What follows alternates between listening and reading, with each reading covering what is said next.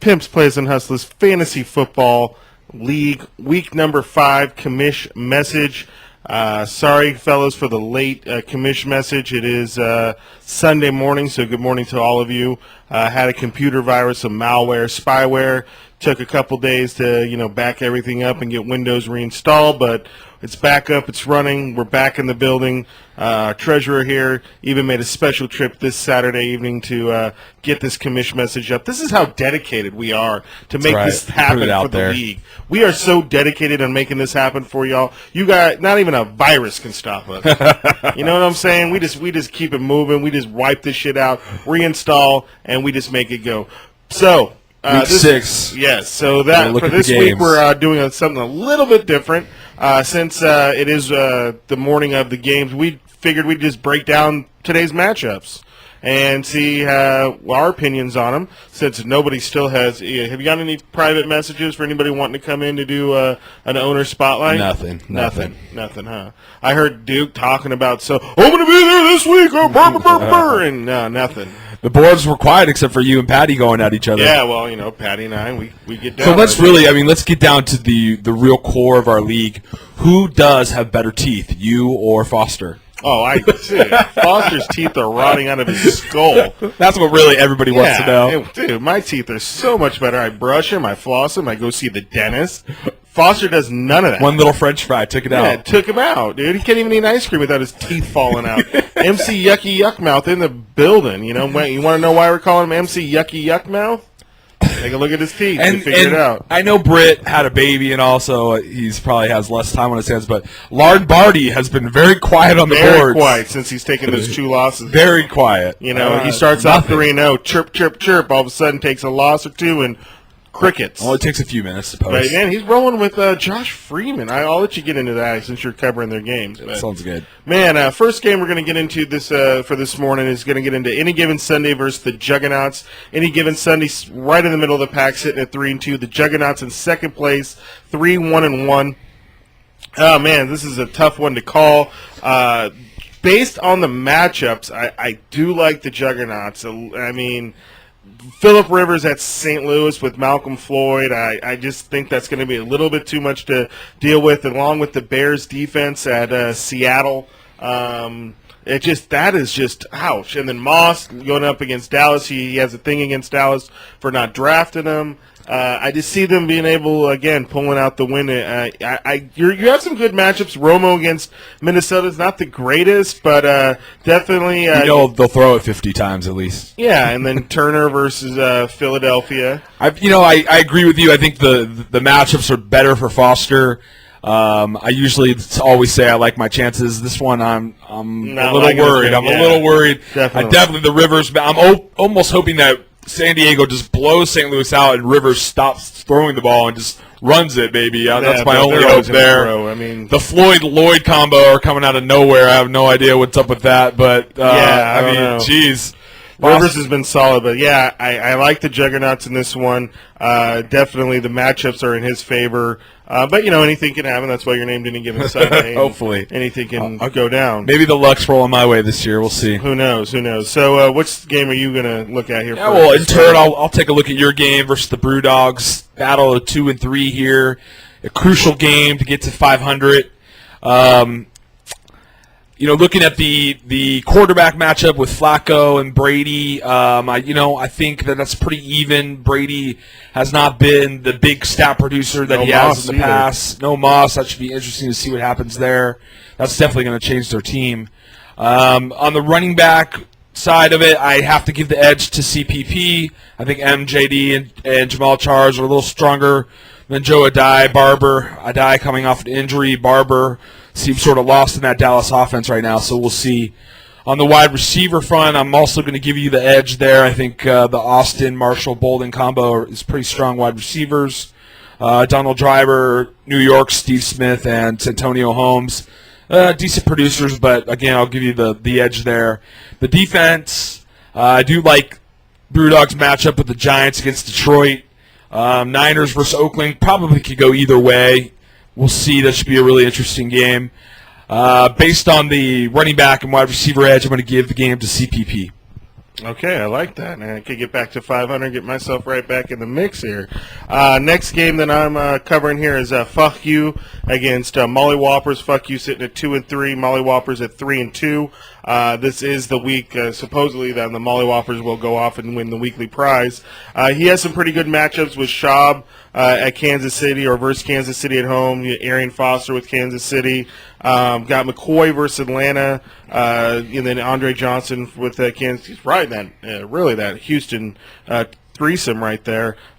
Gates at St. Louis could be a huge game there. I do give the edge to him based on those matchups. Fuck You has to play against Philadelphia in Philly, which is going to be a hard place for Matt Ryan to throw. But, he's got Chris Johnson going on Monday night against Jacksonville. That looks like a pretty good matchup in his favor. Johnson still has yet to have his, 40-point, 30-point game. So that could be this week, good divisional opponent there. Mendenhall at home against Cleveland. Definitely, again, that's a pretty good matchup in his favor, too. And then he got the Baltimore D against New England and Dustin Keller versus Denver. I mean, some good matchups and nothing overwhelming, but just Schaub with the Kansas. I'm not sure if Kansas City kind of opened my eyes a little bit last week with shutting Manning down a little bit. Not sure if that had to do with more Manning just not being on his game or what Kansas City was doing. I guess this week we'll find out if Kansas City is really that good of a defense or if Manning was just a little bit off last week. But, the running back matchups he's got in his favor, wide receiver matchups. Other than Andre Johnson, though, Jabbar Gaffney, Dwayne Bowe, ouch, don't really like those receivers. Fuck You's got Deshaun Jackson going against Atlanta. That could be a good matchup. But I do like Molly Whoppers to take this game and improve their record to 4-2. I did take the edge with Molly Whoppers for my pick'em as well. All right, I'm going to look at URSO and Sac Valley. Sac Valley's rolling with Orton, who's been a throwing machine this year. So far, Duke has Manning playing. We'll see if he continues to roll with Manning. I'd say that's a pretty even run there with Ray Rice, Terrain. Going to give Duke the slight edge with the running backs there over Gore and Green Ellis. Wide receiver speaking, Hakeem Nicks has been hot this year. Harvin appeared to wake up with the addition of Moss. Bess, nothing to write home about.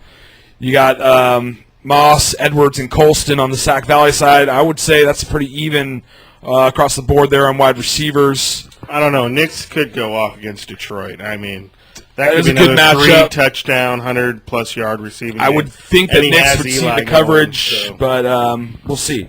Yeah. But You always Detroit got can't cover anybody. True that. That was pretty brutal last week. Zach Miller and Chris Cooley. I like Zach Miller here. I think he's been hot for Oakland lately, running with a hot hand. Shut him down, Niners. And then the defensive matchup, Green Bay versus Miami, Eagles versus Atlanta. Green Bay it's interesting. Last week with Washington, I don't know if the defense didn't show up. I think they did score a pretty decent amount last week. Maybe slight edge to Green Bay here. I'm going to go with the slight edge with Duke, but I know Duke had said that this was a bye week for him. I don't think that it's a bye week for him. I think it'll be a close game. I think it's going to be closer than he thinks it's going to be. But I'll give the slight edge to Duke. Nice. Okay. I took Sac Valley players in my pick'ems just because I think Duke's overrated, but he probably thinks the same as me. But I'm only 2-3. Anyway, so next game here we got Patty's Playboys versus Papa's Rat Pack. We're talking. This is first place against second to last place. Patty's sitting at the top of the league all by himself at 4-1. Papa's Rat Pack is sitting second to bottom at 1-3-1. He's got Manning at Washington. That's I don't know, man. Schaub threw major yards against Washington. So Manning could easily, have a huge game. But, again, was he off last week or, is that the defense that they were playing with Kansas City? So I'd like to see if Manning's back on his game this week. I think that's really what this game comes down to. Pretty much hinges on Manning. And then, of course, the Pittsburgh defense at home against Cleveland, who is going to start a rookie quarterback. So that could easily give him 40 points. But other than that, his matchups when Patty's Playboys, not looking too strong. He's starting 2 receivers from New Orleans with Lance Moore and Devery Henderson as it is Saturday night. Josh Morgan in his 3rd receiver slot. Got Vernon Davis against Oakland. I do like that matchup. But LT against Denver, LT should get him, anywhere between 12 to 15, 17 points. Could have a big game, but who knows? But other than that, really, that's really about all his good matchups. Papa's Rat Pack, it looks like he's starting McNabb, or at least right now at Indy, or again at home against Indy over Aaron Rodgers, even though Aaron Rodgers is listed as probable. But, whatever. He's got a Javad Best against the Giants. Don't like that, but, he could get involved in the passing game a little bit there. Hillis at home, or on the road, against Pittsburgh. Don't like that. Hillis got a quad injury or some sort, so that's not looking too good. Calvin Johnson against the Giants. The Giants are going to, focus all the coverage over to him. He could not have a big day, but, Calvin Johnson talent could come through on that. Mike Williams, I like him, man. He's been pretty solid for Tampa Bay. And then he's got the Minnesota defense against Dallas. I like Minnesota to shut Dallas down in the running game, and they'll be passing it all day. So we'll see how that goes. But I do like, I like Papa's Rat Pack in this just a little bit more, just because of I feel like Patty's Playboys comes down to 2 players. It's Manning and the Pittsburgh defense. If those 2 don't have huge games for him, I don't see his receivers pulling him out the win, and I only see one good running back because his other running back is McGahee at New England. But, he could get a garbage touchdown or something like that too, or even 2 touchdowns. Who knows? But well, I do expect Patty's Playboys to take this game. I think that Peyton and Pittsburgh will both blow up this week. Nice. Especially Pittsburgh. I just think it's with a rookie one of quarterback those against the Browns lopsided at home. things where Yuck. the first and the second. I mean, Papa's due for a win. Patty's, I think, due for a loss, but I could be wrong. All right, next game I'm going to look at is Lada at the A-team. Lada sitting at 3-2. Like I said, it's been pretty quiet on the boards this year so far, or not so far, but was recently quiet on the boards. Beginning of the season was talking a little bit more smack. Although I understand, probably busy, but you got the A-team as well, who's always last place team right now. Who's always absent from the boards. Would love to get some more action from the A-team. Participation. 1-4. His team, I think his team really comes down to running backs. He's lacking running backs. He got Ricky Williams and Chester Taylor in there right now. Ouch. Got Drew Brees at quarterback. Brees has been not the powerhouse that he was last year. Still solid, but not putting up the huge numbers. Of course, we said earlier, a lot of rolling with Freeman, which is yuck. But Peterson and Brandon Jacobs with the Detroit matchup, he'll probably get a touchdown in that game, most likely. AP all day. And on the receiver front, Wes Welker, Roy Williams, Amendola.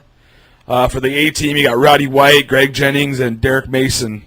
Roddy White has been having a great season, definitely putting up some good numbers. Man, Tom Brady might only have Wes Welker to throw to. I'm not sure. It should be interesting to see what that offense looks like without Moss. Roy Williams has been having some big games with Dallas. And like you said earlier, I think Dallas will be throwing the ball a lot in that game. Tight ends are probably a wash. Defensive-wise, Saints playing Tampa Bay at Tampa Bay and Titans at Jacksonville. I might give the slight edge to the Titans. But I think that Britt's running backs are what win him the game this week. But Britt is starting his defense against his quarterback. So I guess it really doesn't hurt him for any interceptions or anything. Well, that might be kind of smart. It does offset it a little bit. I don't know. Potential turnovers for Freeman. I give the slight edge to Britt this week just due to the running back situation. I think that puts him over the edge this week. Yeah, definitely. Those running backs are horrible. Just god-awful. Right on. So there you go. So tune in next week, and I think what we'll be doing is breaking down the draft, kind of looking at guys. Yeah, I think we're going to do look back halfway season. Why you got to interrupt me all the time, dude? I'm sorry. trying to finish my statement. You always are interrupting. I know you're the host. Sorry. But come on. My bad. Let me get a thought out. Go ahead. All right. So, yeah, we want to break down the draft, look at the sleepers who have come up, the guys who we thought were going to come up who haven't. And what would you like to look at, Lump? Pretty much the same thing.